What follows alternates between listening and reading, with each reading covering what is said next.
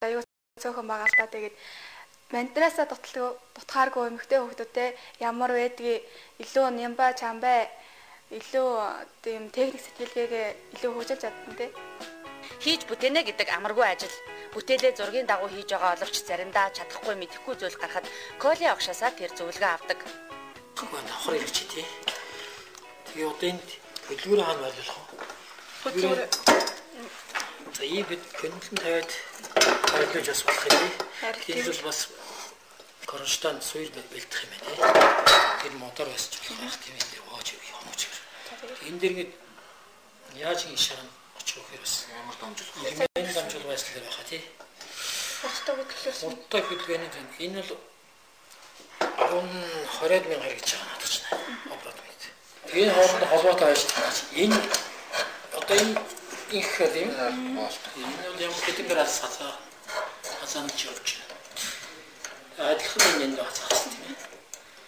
За эсвэл энэ шахаад гэж байна. Увс аймгийн оролцогчдын бүтээл зөвлөгөө өгөхөөр уралдааны үндсэн шүүгч, шинжлэх ухааны технологийн их сургуулийн инновац технологи дамжуулалтын албаны мэргэжилтэн, механик инженер Болдоотор бидэнтэй хамт яваа. Бүтээл бүхний хэрэглээ маш тодорхой байх хэрэгтэй гэж үздэг Болдоотор шүүгч маань шалгаруулалтын үед хамгийн хатуу шүүмжлэгч байдаг бол харин оролцогчдын бүтээл хөгжүүлэлтэнд хамгийн сайн зөвлөгч, туслагч нь байж чаддаг юм. Энэ нэгдүгээр шатанд ажиллаж орж ирж байгаа чинь энэ дээр ерөнхийдөө нэг саналуд ирсэн шүү дээ. Энэ ямар нэгэн сүүлийн шинэ өөрчлөлт орсон уу? Дээд яг ажлын гар хэсэгтэр. Гар хэсэгтээ бол зүгээр тослогоог бол болоо. Тэгээд энийг бол өөр загвараас хийсэн байгаа. За тэр загварыг нараа тий. За. Ийм байгаа. Энд болохоор эргэлт хөдөлгөөн хийх санаатай энийг хийж ирсэн байна. Энэ маань ингэж ирэх нь. Зөв. Тэгээ одоо энийг ямар ч хэмжээр алдахгүй юм бол яхан хийх зөвлөд байна.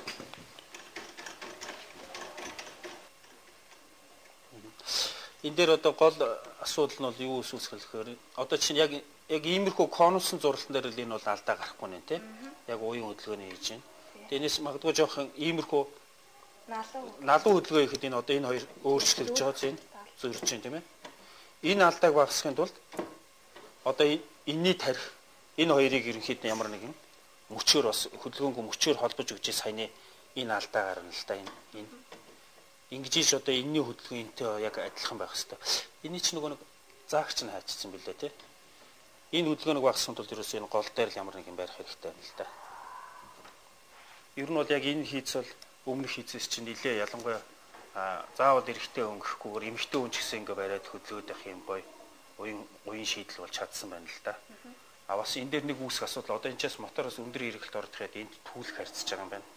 Эний тослогооны асуудал нэлээ чухлаар тавигдана л да. Энд бол тослогоо сайн байхгүй бол угаасаа энэ дээр халаад ерөөсөө ажил хийхэд чинь нэлээ төвөгтэй. Энэ нөгөө дээр нэг нүх гаргаж өгөөд тэнэргээрээ тосолч чинь тэгээд нөгөө нэг хайрцаг маяг дээр бүрхөөл маяг тийм хийгээд өгчин. Тэгэхээр нөгөө тос цацрахгүй. Гадуур нь ерөөсөө гадна би тосны бие үүсэх юм байна тийм ээ. За тэрийг ер нь болоод анхаарах зэ. За. Энэний доор нугас хэсгээ одоо хаана байрлуулах чинь? Энд байх уу? Энд дээр байх шүү дээ. Энд байхаарай тий. Тэгээ энтэйгээ харьцуулаад энэ дээр хүндрүүлэгч хийж тарах байх. Хүндрүүлэгч бас бодолцсон юм тийм ээ. Ер нь бол тэгээ нэгдүгээр шатанд байгаа одоо шүүмжлүүлсэн тэр хатуу хөвшүүн байна гэдэг юмыг бол энэ механизмын үед бол үнэхээр тодорхой хэмжээнд шийдэж чадсан гэж би харж байна л да. Тийм учраас энийг өшөө сайхан сайжруулаад саяны дээр хаалалтайг ажиллагааны үед үүсэх хаалалт дээр нь энэ яг гол энэ сул хөдөлгөөний энэ судал хөдөлгөөнийг ерөнхийдөө дарсан энд холбогчийг хийгээд өгчих юм бол ер нь бол гайг байх гэж бодож байна. За тэгээд Улаанбаатарт уулзъя. За амжилт хүсье.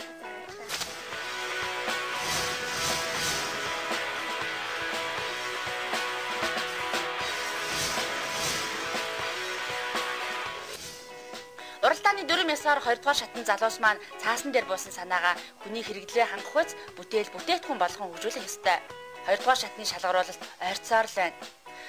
2 сарын хугацаа том бүтээл хийж байгаа оролцогчдын маань хувьд богино хугацаа. Гэхдээ тэд амжихгүй болохгүй гэж хойш суулгүй харин ч цаг хугацаагаа зөв хуваарлан бүтээлээ амжиж дуусгахаар ажиллаж байна. 2 дугаар шатанда сайн оролцсон гэж бодож байгаа. Одоо тэнцэн бүх залуучуудаа амжилт хүсье гэж хэлмээр байна.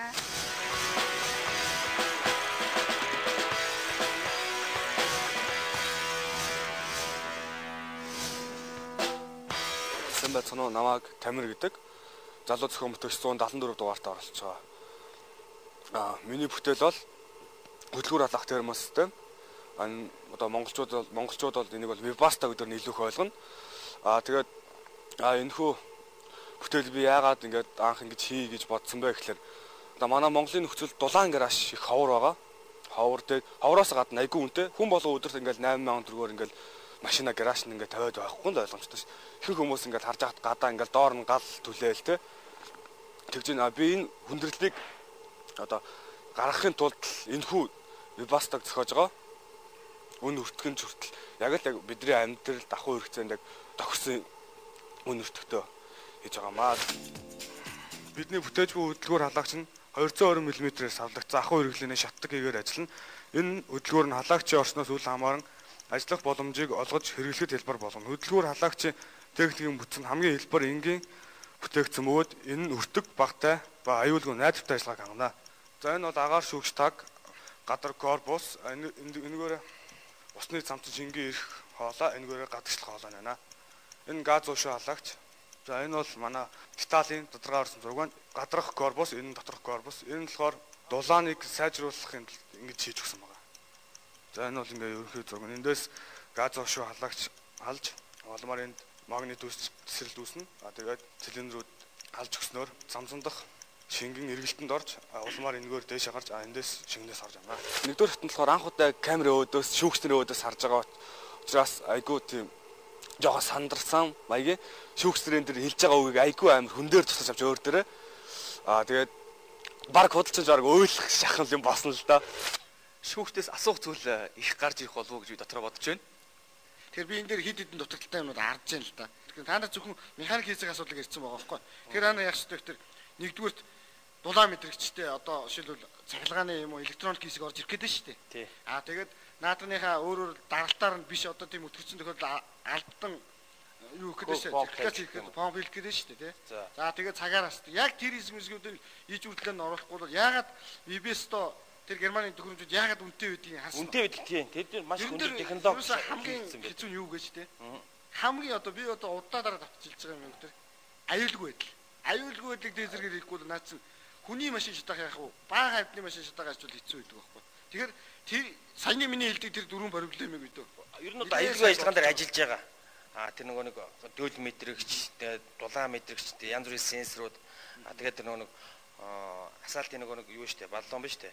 Тэрний автомат хаалт, нээлт. Тэгээд нөгөө нэг дөөл унтарсан тохиолдолд дахин асаах. Тэгээд дөлийг яаж мэдэх гэж байгаа вэ? Дөл мэдрэгч тэр юун дотор байрлаж, шат камер дотор дөл байрлаж байгаа шүү дээ. Шат камерт дөл мэдрэгч дулааны яг уу гэрлүү. Дөл мэдрэгч тийм тэрийг туршилтаар хэд хэдэн аргаар бид нар судалж байгаа. За тийм. Тэгэхээр яг энэ мэтчлийн ингээд яг ярингууд биш та нар бол тийм ээ одоо ерөнхийдөө бол энийг халаана гэдэг хүн болго мэдчихэв. Тэгэхээр яг энэ санаагаар та нар хийхэд бол маш их туршилт хэрэгтэй. Би одоо зүгээр асаалтын систем ихэд баг одоо худалчунд ярьж яхад ингээд өдөр болгон алдаа юм янз бүр юм болоод явдаг. Тэгээд шантралгүй хийх хэрэгтэй. Тэгээд хамгийн гол төвхтэй тэр нөгөө найдвартай байдлын талаас нь одоо Webasto-гоос илүү юм харагдахгүй байна л да.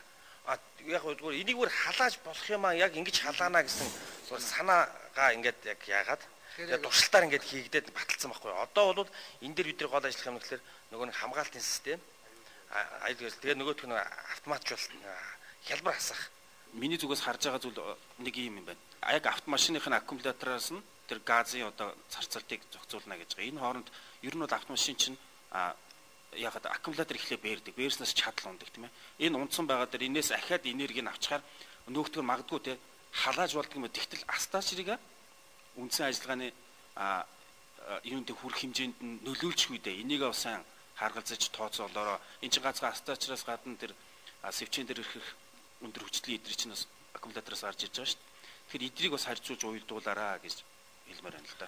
Хиний Тамир ямар оролцоотой гэдэг асуудал байна. Өөрөлдөө сая бүх яг энэ санаагууд ингэсэн байхгүй. Бид нар хийгээд ингээ импортер бүтээгдэхүүн оруулж ирээд хийж яхад Тамир бол гол санаавууд ингэсэн байхгүй. Аава юу яа л да.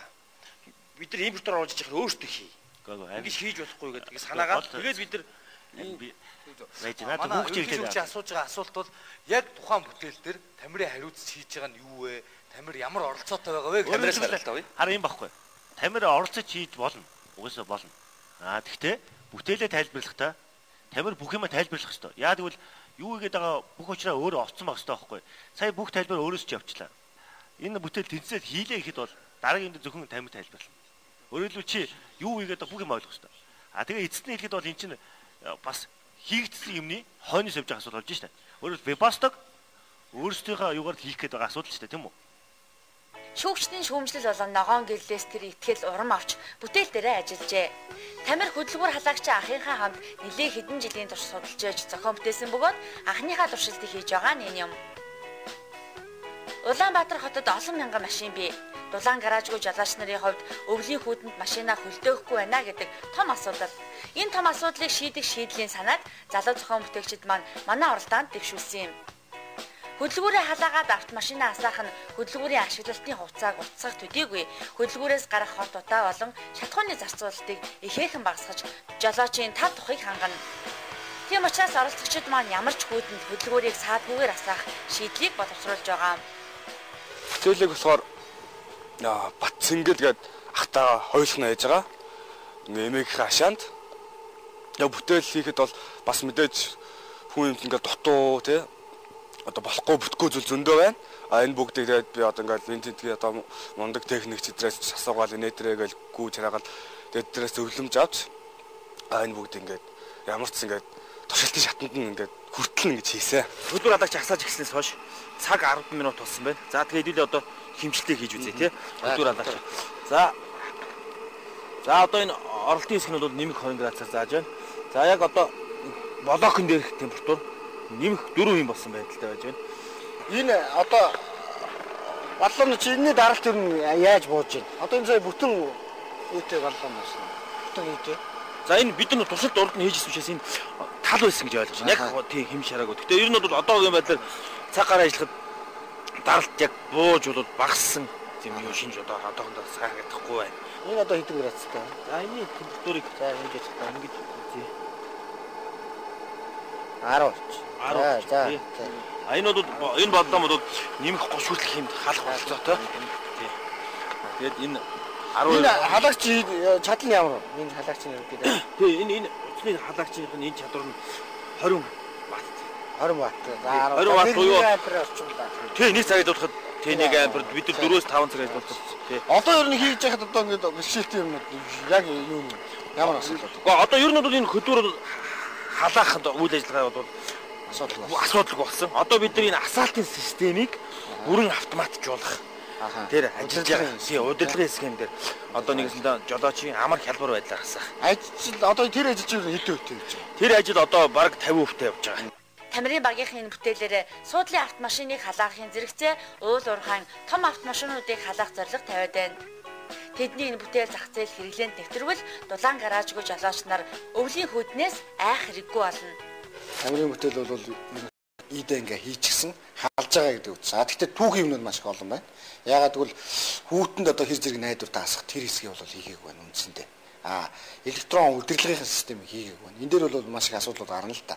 Тэгээ хийж байгаа хүүхд тэгээд тусалж байгаа баг эднэр бол ерөнхийдөө бол ажиллана гэдэгт бол ихтгэл найдвартай байгаа хэдий ч гэсэн бас анхаарах хэд хэдэн зүйлс байна. Нэгдүгürt Монгол орны цаг агаарын уур амьсгал бол нэгдүгээр хатуу ширүүн. Тийм учраас яадаг вэ гэхээр нэгдүгээр хөлтөн. За хөлдөх асуудлыг бол ерөнхийдөө бид нэр аккумуляторыг шийднэ гэж байна. Гэтэл машины аккумулятор өөрөө суух асуудлыг бол ерөөсөө шийдэггүй байна. Манай нөхдөл яасан гэхээр ерөнхийдөө халаах асуудлаа нэгдүгээр тавиад байгаас өдөрдох аюулгүй байдал, найдвартай асах энэ дээр бол нэлээд асуудлууд гарсан. За энэ дээр бол нэг шүүгчдийн зүгээс бол янз бүрийн зөвлөгөөнүүд бол өгсөн. Тэгээд их сургуулийн багш нартай уулзаж одоо зөвлөмж авахыг бол зөвлөсөн. Тэгээд бүтээл маань ерөнхийдөө бол хийгдсэн. Тэгээд хоёрдугаар шатанд бол бидний гол шаардж байгаа юм бол бүрэн ажилласан ийм систем оруулж ирэх хэрэгтэй. Тэгээд хүүхдүүдэд бол ерөнхийдөө бид нар зөвлөмж өгсөн. Нэлээд олон төрлийн ажил мэргэжилтийн хүмүүсрүү бол уулзахыг зөвлөсөн байна.